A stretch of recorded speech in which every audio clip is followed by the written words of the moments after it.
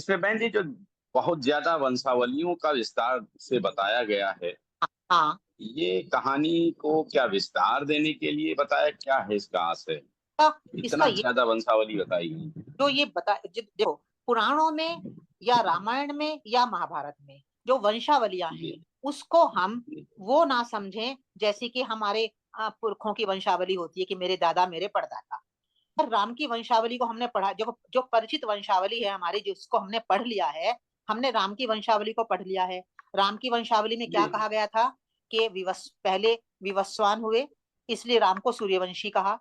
फिर फिर इक्ष्वाकु हुए, फिर इसलिए उनको इक्ष्वाकु वंशी कहा गया। ये हमने पढ़ा था ना। तो जी, विवस्वान का अर्थ है वासना से रहित हो जाना। तो ये राम के उत्पन्न होने से पहले कौन कौन सी साधना की स्थितियां हैं जिनको हमें पार करना है। तो ये जो वंशावलियां हैं, ये साधना की डिफरेंट डिफरेंट स्टेट्स हैं, स्थितियां हैं। साधना की इन इन स्थितियों को पार करके ही हम इस स्थिति में पहुंच सकते हैं। अब विश्वामित्र की जैसे मान लो बात आई, विश्वामित्र की वंशावली आई है, तो विश्वामित्र हम कब बन पाएंगे? विश्वामित्र का अर्थ होता है पूरे विश्व के साथ प्रेम। तो पूरे विश्व के साथ प्रेम हमारे भीतर कब पैदा होगा? जब हम साधना की इन डिफरेंट डिफरेंट स्थितियों को पार कर लेंगे। परशुराम की वंशावली आई है पुराणों में। परशुराम का अर्थ क्या है? वो शक्ति जो हमारे भीतर जो मलिनता है, जो इम्प्योरिटी है, उसको जो साफ करने का काम करती है, वो है परशुराम। तो हमारे भीतर ये शक्ति कब पनपेगी? जब हम साधना की इन डिफरेंट डिफरेंट स्थितियों को पार करेंगे। तो जो वंशावली बताई गई है सारी पुराणों में, वे वंशावलियां अधिकांश रूप में 99.9% रूप में साधना की डिफरेंट डिफरेंट स्थितियां हैं। उन वंशावली को याद रखना सरल है, डिफरेंट डिफरेंट स्थितियों को याद रखना सरल नहीं है, ज्ञान को याद रखना सरल नहीं है। पर जो वंशावली जिस रूप में बताई गई है, उसको हम आज तक याद रखते हैं कि राम सूर्यवंशी हैं।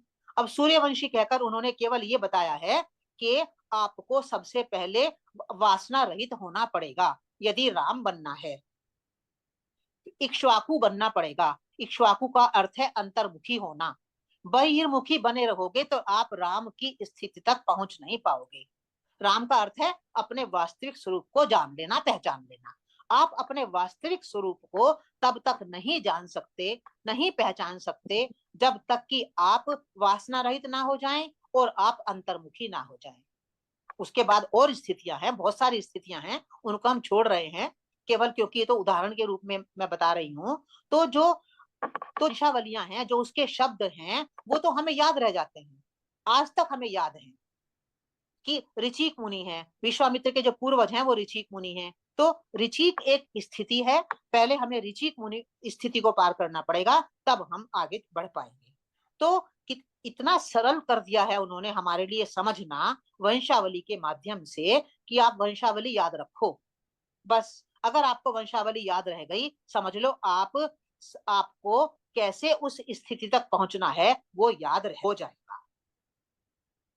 राम की जो कथा है, राम की कथा में जो एक एक कथा है, उस कथा के क्रम को यदि हम अपने मन में ठीक रूप से स्थापित कर लेंगे कि राम ने पहले ये किया, फिर ये किया, फिर ये किया, फिर ये किया, यदि हम उसको उस क्रम को याद रख लेंगे तो हमारे लिए साधना में बढ़ना बहुत बहुत बहुत आसान हो जाएगा, बहुत आसान हो जाएगा। अगर हमें आत्म स्वरूप में स्थित होना है तो हमने समझ लिया कि पहले हमें दशरथ बनना पड़ेगा। दशरथ यानी अपने मन को पवित्र करना पड़ेगा, तो उससे उससे पहले हम आगे नहीं बढ़ सकते। तो इस तरह से ये जो सब चीजें प्रतीकात्मक रूप में बताई गई हैं, ये हमारे हमारे जो विकास है, हमारी जो विकास की यात्रा है, उस विकास की यात्रा पर बढ़ने के लिए ये सब चीजें बहुत बहुत उपयोगी है। विकास की यात्रा को यदि हम ज्ञान की से ज्ञान के शब्दों को लेकर यदि हम याद रखना चाहेंगे, वो याद नहीं रह पाएंगे, हम भूल जाएंगे। हमारे मन की एक क्वालिटी है कि वो शुष्क बात को, जो ज्ञान तो शुष्क होता है, बड़ा उसके ऊपर बहुत हमें मेहनत करनी पड़ती है उसको समझने में, वो हमें याद नहीं रह पाता। पर ये जो वंशावली है, उसका उसका बेटा, उसका पोता, उसका ये हमें याद रह जाता है। ये मन की हमारी क्वालिटी है, उसको याद रख लेता है। तो इसलिए पुराणों ने जो अंतर यात्रा का वर्णन किया है, इसलिए इस प्रकार की प्रतीक शैली में किया है। जी। अब देखिए, अब अभी हमने जो इतनी लंबी वंशावली कही है उसमें, तो उन्होंने कहा कश्यप की पत्नी है अदिति, और अदिति से उत्पन्न हुए देवता। तो ये तो हमें सबको याद है ना, सबको, जितने लोग हम जी। यहाँ बैठे हैं सबको ये बात पता है। अगर इतनी जी। बात हमें याद रह जाए तो हम ये समझ लेंगे कि यदि हमें अपने भीतर डिविनिटी को, देवताओं को पैदा करना है, डिविनिटी को अपने भीतर लाना है, तो हमें अदिति को लाना पड़ेगा। और अदिति का मतलब है अखंडित चेतना, कि हमें शरीर और आत्मा के यूनियन में रहना पड़ेगा। केवल शरीर, अपने को शरीर समझेंगे तो तब तो हमारे भीतर विकार ही पैदा होंगे, देवता पैदा नहीं हो सकते। तो एक एक बात को समझाने के लिए उन्होंने जिस शैली का प्रयोग किया है, बस उस शैली को समझने की एक आदत पड़ जाए, धीरे धीरे हमें पड़ जाएगी इस मंच पर, तो हमारे लिए पुराणों को समझना बहुत सरल हो जाएगा।